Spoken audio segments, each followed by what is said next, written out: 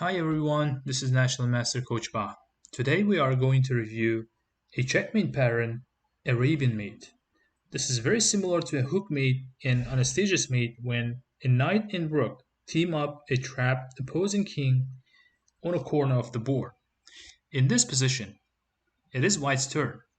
After white plays rook to h7, rook is attacking the king. Also, the rook is attacking the g7 square. The knight on f6 is taking care of the rook, protecting the rook, and attacking the g8 square. In this position, black king is trapped, and this is Arabian Mate. Notice in this position, if the rook was on g8 instead of h7, this would also be Arabian Mate. Let's see next situation. In this position, it is white's turn. Notice the black king is in the corner, is almost trapped.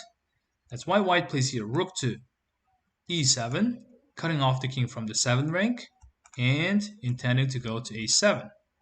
We have the same situation on the other side of the board when knight is taking care of a7 and b8 square, and the next move will be rook a7 and checkmate no matter what. For example, black plays d4, attacking the knight. White will play rook to a7 and checkmate. Let's see next situation. In this position, it is black's turn. Black is intending to go with a rook to h2 to checkmate, but because of the bishop on g2, black cannot play rook h2. Therefore, black is going to sacrifice his queen. Queen takes h3, capturing the pawn, sacrificing queen in order to deflect the white bishop from g2. When bishop captures the queen, black plays rook h2 and Arabian Mate. Next position. In this position, it's white's turn, and white delivers checkmate. Here, white sacrifices queen and captures on h7. Check. The king can't take because of the knight on f6. Therefore, black has to capture that with rook on g7, and that allows white rook to capture the g8 rook, and that's checkmate. This actually would work even without the blocking rook h7. Even if we didn't have the rook on h7, this would be still checkmate. Next situation. In this position, it is white's turn, and white delivers mate in 3 moves. If white will continue with tempting knight f6 check, after black goes to king h8, white doesn't have checkmate. White is trying to capture on h7, but the black bishop is protecting. If white will capture on g6 now, then black doesn't have to accept it right away. Instead, black will capture on d1, and this will be checkmate for the white king. So, let's go back. In this position, white first sacrifices queen, captures on g6 with check, removing one of the important defender of the h7 square.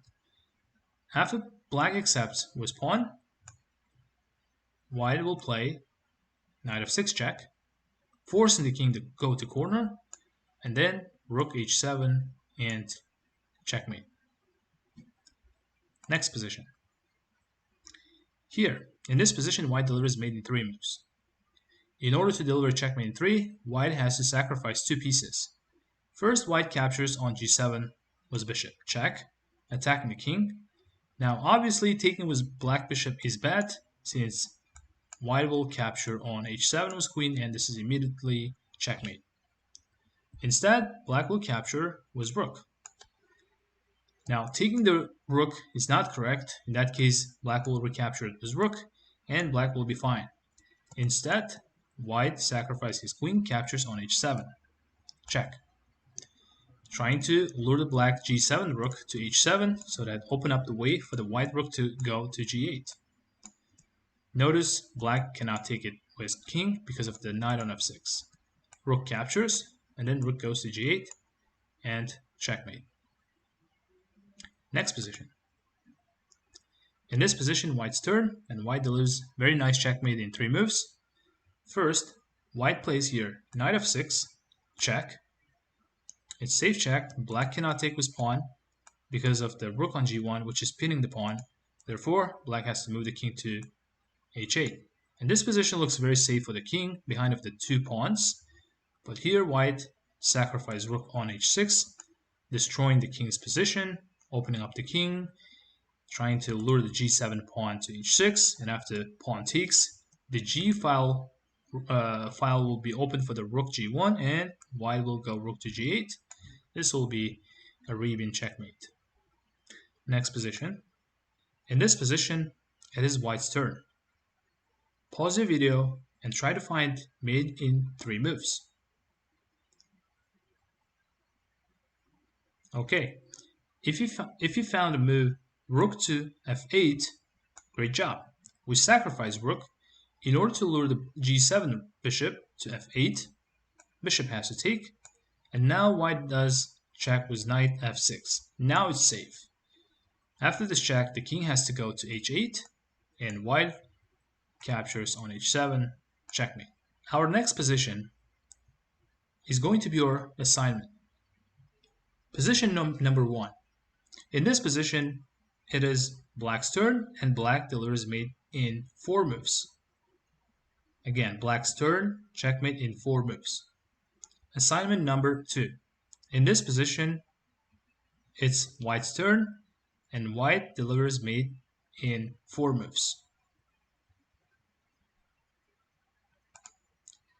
Assignment number 3. In this position, it's white's turn, and white delivers checkmate in 4 moves. You can share your thoughts and ideas in the comment section below. Thank you for subscription, likes, and comments. See you next time.